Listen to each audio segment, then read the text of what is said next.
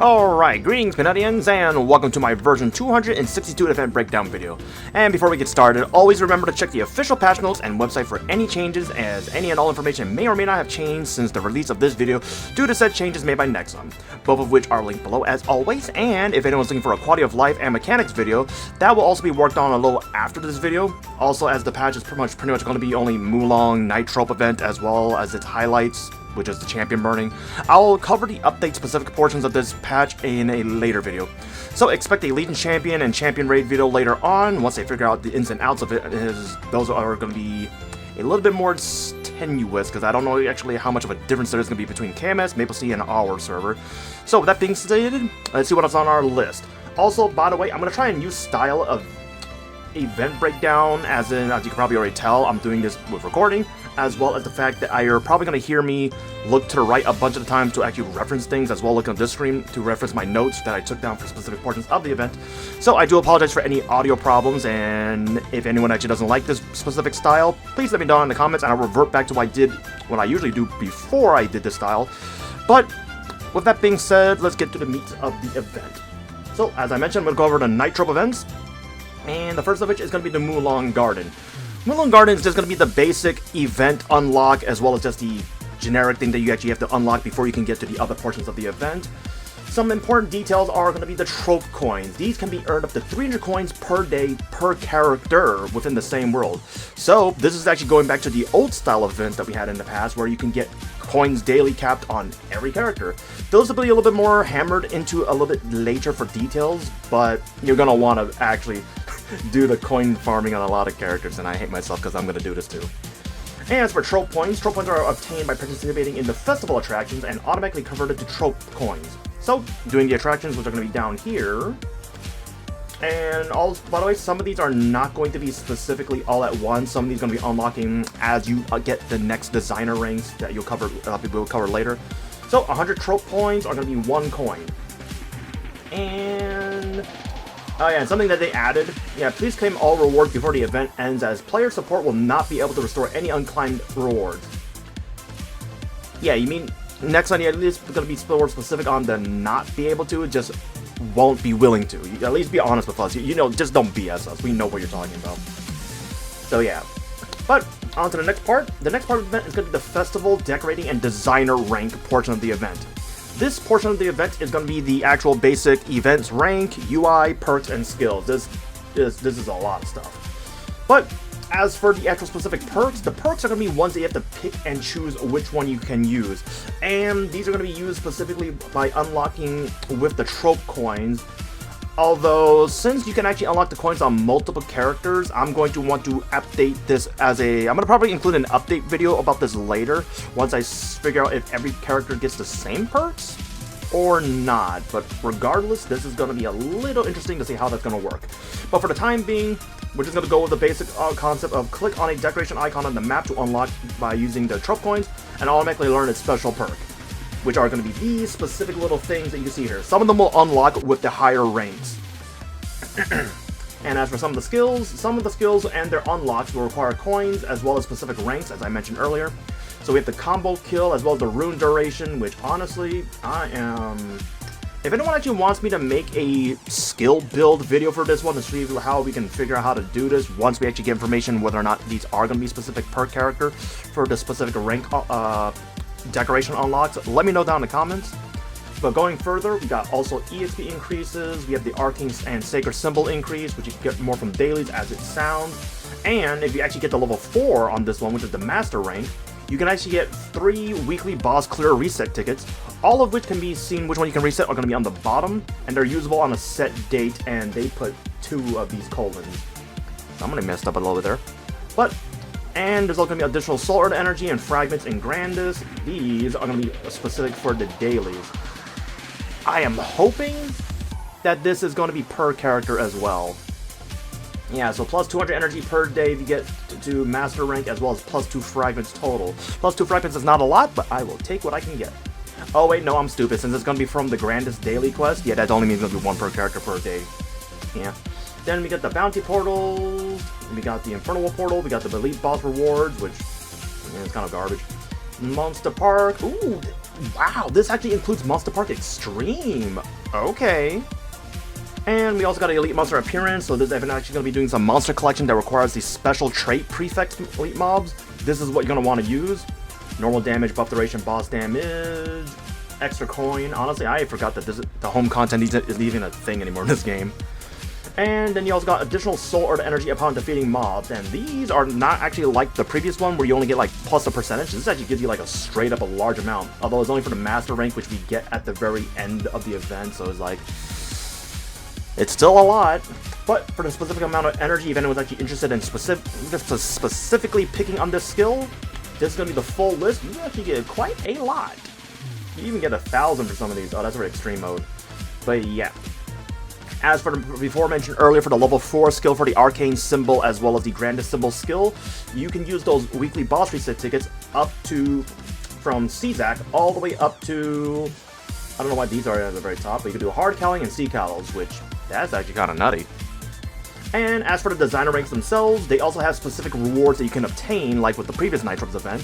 Stage 1 is going to be a Terror Burninator, Stage 2 is going to be a Unique Potential Scroll, third one is going to be our Hair Transfer. I could probably go for that.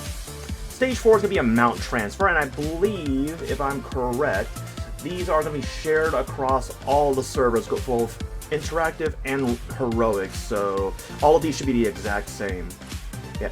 As for the specific designer ranks, do take note that even if you obtain the amount of coins needed to unlock them, you will not be able to unlock them if we haven't met the actual in-game server time. So we're gonna need these first. Ooh, actually I stand corrected. At least for the senior rank, heroic gets a Unique Potential Scroll, interactive gets a Equip Transfer coupon. So that is a revisited mechanic.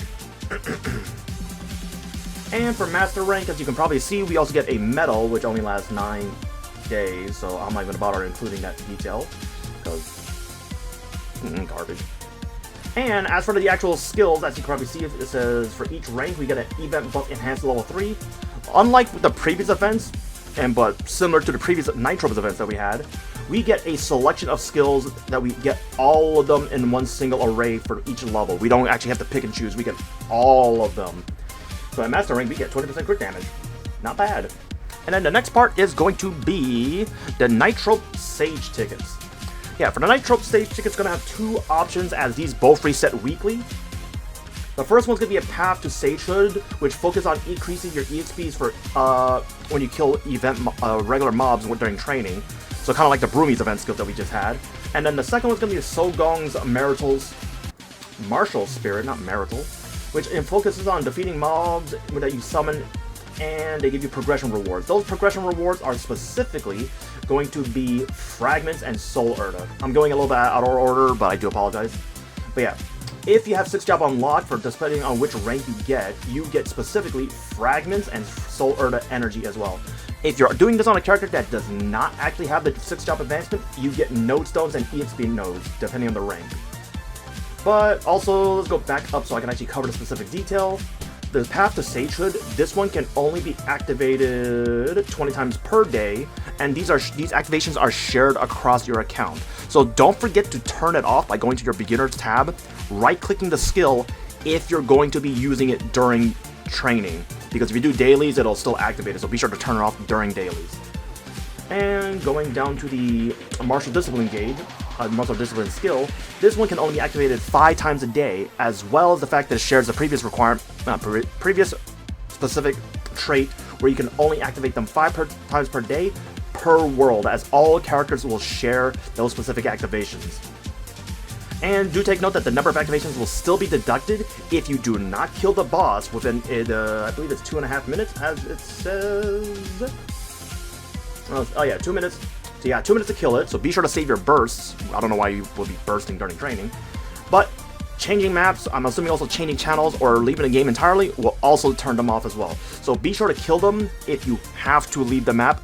Kill them first. Going further from there, we have the Lantern Bright with Wishes. This one is kind of like a personal buff skill. You can only do them in specific quantities per day.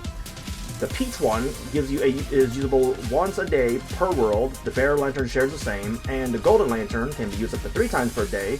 This one just gives you trope coins. I don't think it says it specifically, as I think this was supposed to be designated as a make-up system, so if you actually don't do certain dailies, you can just do this to get them back. But they cost 3k maple points, so I advise you to tread lightly on this if you actually might be spamming it. But for the Peach and the Bear Lantern, the Peach one gives you EXP and normal mob damage buffs, while the Bear one gives you bossing specific buffs. And do take note that if you actually do activate these two, the Bear and the Peach Lantern buff, it doesn't actually give you a buff. It gives you a physical use item that is the buff. They both last 1 day each, so be sure to use them and not just rely on the actual graphical release. That one's not the actual buff. And if you want to just activate the lanterns just because you think they're cute or whatever, you can talk to the Mr. Ku NPC at the event map and just pay 10 mil mesos each. There's no daily limit on this one, so you can just spam it. The next one is going to be the Mysterious Decoction. I think I said that word wrong. This one is going to be like a daily farming requirement that actually requires you to kill these mobs near your level to get these specific items. It's going to be the common medicine bundles and the quality medicine bundles, both of which are going to be giving you specific items that you can use to actually get another set of event buffs, although with a little bit of a weird duration thing.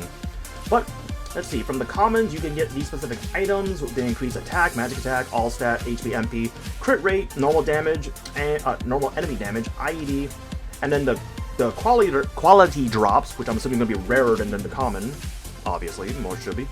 We got boss damage, EXP obtained, and buff duration, and if you pay 300 mil, you can get a magical medicine that provides an unpredictable effect when added to the elixir. I personally do not know what this is, but if anyone actually knows what it does from Maple Sea or KMS, please let me know down in the comments, and I'll actually pin it down there as well. But to cover a little bit more finer details, the common medicinal ingredients can each have a total of 10 uses per batch. Each slot will have a total of 5 for that 10, so 2 slots will automatically have to be those specific items if you want their specific stat increase. And as for the quality medicinal ingredients, each slot can hold up to 1 quality ingredient, and you can only use up to 2 per batch. And when you actually craft a specific item, you get a mysterious elixir. This one will give you a choice to use it or craft another one. Buffs from that potion will automatically apply to your character. And mysterious elixirs can be created with a maximum of 2 buffs at 100% strength and 1 buff at 50% strength together at a set chance. This wording is a little confusing, so I'm going to actually have to wait in-game before I update the comments to actually clarify this.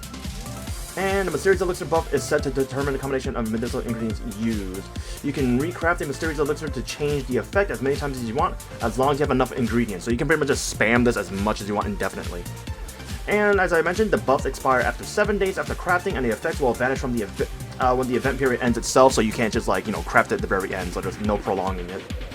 And if you have any ingredients that you don't want, you can donate a total of 5 ingredients at once to receive a common medicinal ingredient or quality medicinal ingredient. So at least it lets you recycle them. I'm going to assume that we can't just pick and choose what we want to make a specific buff, unless this is just, once again, the horrible wording from Nexon in the patch notes on, saying that it's going to be just random. Yeah. But I'm going to assume otherwise for the time being, that we can pick and choose. The next part is going to be Dugong's Mystical Bond. This one is going to be, I believe, where did I write down my note? Oh yeah, this one specifically is going to be like a discounted champion burn / EXP share mechanic part of the event. Oops, sorry about that. This one will specifically allow you to set a character that you want that's below 260, so that's be 200 to 259, as the inheritor. The one that is set as the inheritor will be able to get EXP until it reaches 260. And once it hits 260, the buff's gone. And obviously the inheritor's level must be lower than the actual trainers. The trainer is pretty much the one that you're going to be training on. So for example, a main to a mule relationship. And once a trainer and inheritor are set, the bonds cannot be changed.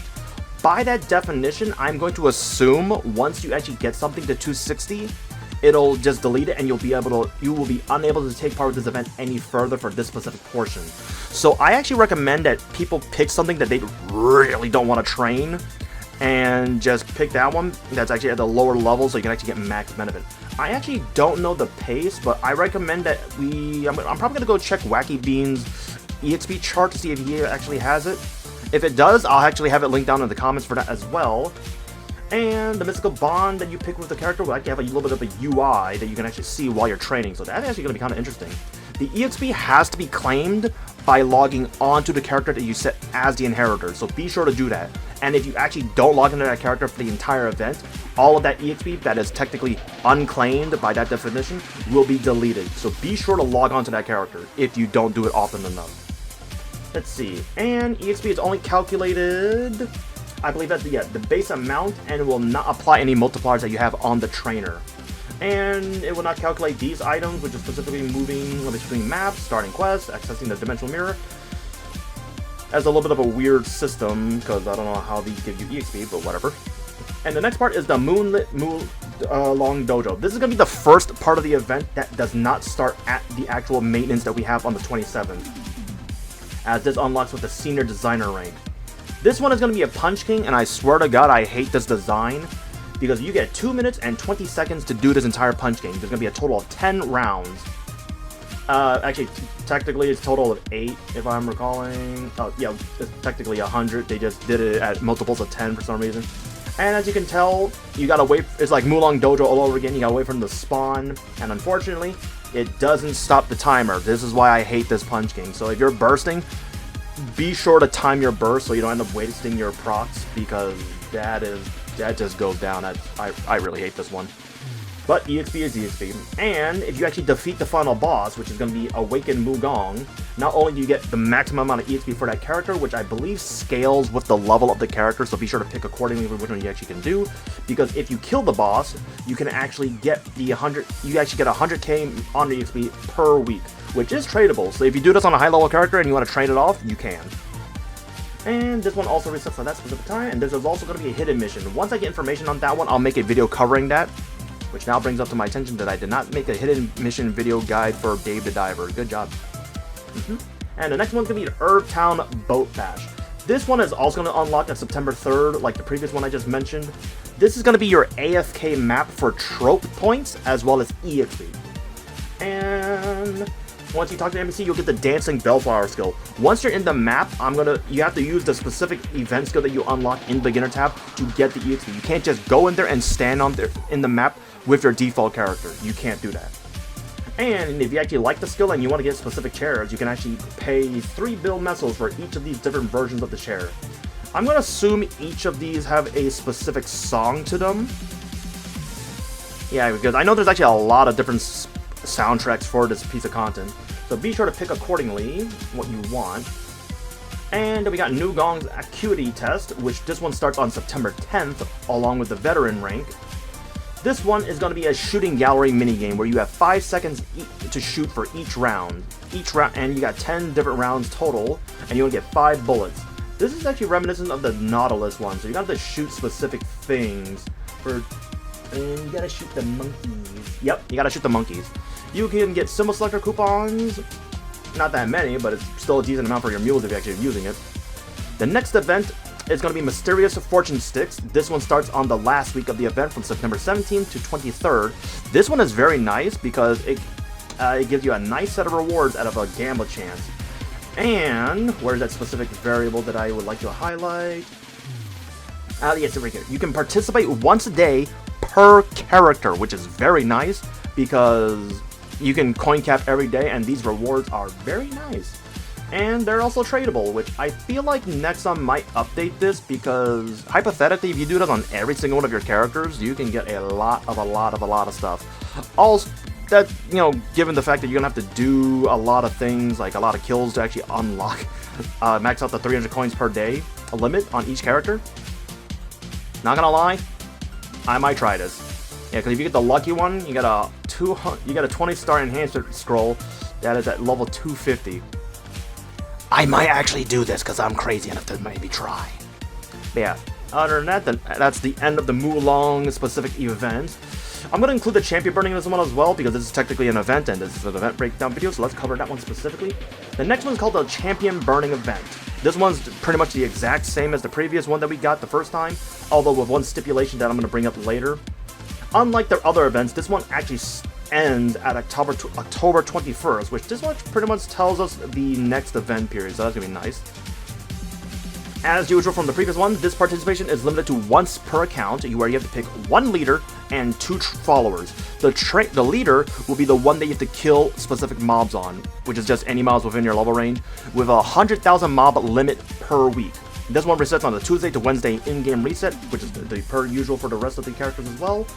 But with one added change is that if you actually pick your leader in the interactive server, for example, that they provide here, if you do this in Bara, and you designate your characters from the interactive challenger world, this will work, which is kind of wild. Also, do take note that as once you've selected a main world, it cannot be changed from the event. So if you play on both interactive and heroic, you cannot do both and switch it all the way around after the week's reset. So be careful about that. Not only that, the leader that you designate will receive a buff where you can get 15 extra EXP per kill, as well as you get 15% damage against normal mobs. The buff will turn off after you get the 100k kills, which is reasonable. That will be otherwise overpowered. And the leader can only be changed once a week. And you can only choose a new leader by selecting any of the designated champions. So if you picked the 3 characters that you have, you can only switch the leader between the 3. You can't get a 4th, 5th, or 6th and just swap them out and rotate them. You can't do that. Let's see what else. And another thing is, I didn't see it in here, but if I'm assuming they neglected it because I don't trust Nexon. But with the last time we got Legion Champion, if you do change the leader, be sure to spend all of your leader's coins as well as the one you're changing to, because the last time we got Champion Burning, if you swap the leader, I can't remember which one it was, but either the leader or the follower that I got switched to or switched out will lose all of its coins. They didn't mention it here, so I'm assuming they either fixed it or they just neglected it. Since I don't trust Nexon and you shouldn't either, I highly recommend that you spend the coins before you switch them. And that is pretty much... Oh wait, there's also the fact that you got a check-in for each week. Each week, once you've killed a specific amount of mobs, where does it say that again? It doesn't say the amount, or I'm blind. But, 2,000. Yeah, I am blind. You gotta kill 2,000 mobs 3 times per week for a total of 6,000. So if you just want to do the bare minimum, you can just get 6,000 kills instead of 100,000 kills per week. You can get a total of 7,500 coins. Each of the specific champion burning characters that you have picked will get their own set of coins that you can give for each of them. So you don't have to pick and choose and budget your coins. You don't have to do that. But for the Legion Champion coin shop, every single one of the characters that you have picked will have their own stock limit. Every single character will have their own specific shop and shop quantity and shop coins spend. So you don't have to actually be too frugal with your choices. And you can also get fragments. Oh god, I have to pick somebody I need to do fragments on as well. That's gonna suck. And of course, all of them are untradeable, so you have to spend them on that specific character for that specific character. And with that being said, that is the end of the video. I honestly thought that this format was gonna yield a shorter video, but at least this allows me to be a little bit more detailed and focus on the specific patch notes that I've seen. Because I swear to God, if I press refresh and I go all the way back to the top, they updated it. Alright, let's see. Tables are reflected to the total amount you can receive after 5 activations. Oh, okay. So yeah, this one specifically. So Junior, we only get 10 fragments per day for all 5 of the kills total. Got it. Yep, that was the only update. So once again, as I mentioned at the start of the video, always be sure to check the official website and the official patch notes for any noted changes. This is the only one I can actually note for the live recording of it.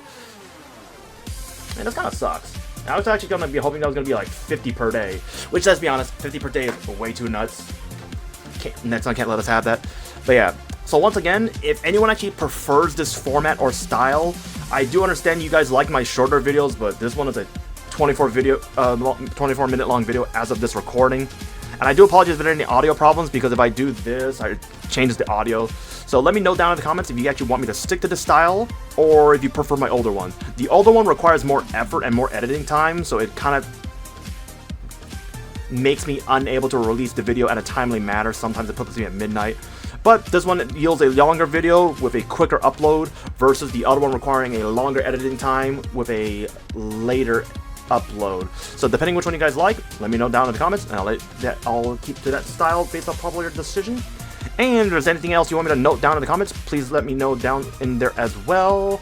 And as I mentioned earlier, scroll all the way up, the Legion Champion and the Champion Raid is what I call it. Yeah, Champion Raid video will be covered later once I figure out this part of the event myself, so I can actually make sure I don't spread any misinformation.